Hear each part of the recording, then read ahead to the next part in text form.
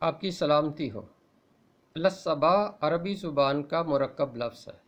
یہ کتاب مقدس کے اردو ترجمے میں صرف ایک بار آیا ہے، ہوسیہ کی کتاب کے 10ویں باب کی 15ویں آیت میں۔ بائبل سوسائٹی کے ترجمے میں یہ بغیر اعراب کے لکھا ہے، اس وجہ سے عام قاری کو پڑھنے میں مزید مشکل کا سامنا کرنا پڑتا ہے۔ کیتھولک اردو ترجمے میں یہ لفظ پورے اور بالکل درست اعراب کے ساتھ لکھا ہوا ہے۔ الصبا کا مطلب ہے بہت سویرے، تڑکے ہی۔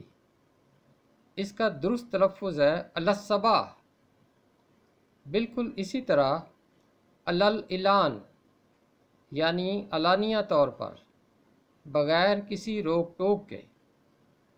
یاد رہے، الف لام کے بعد حرف شمسی ہوگا تو لام کی آواز خاموش رہے گی، قمری ہوگا تو لام کی آواز خاموش نہیں رہے گی۔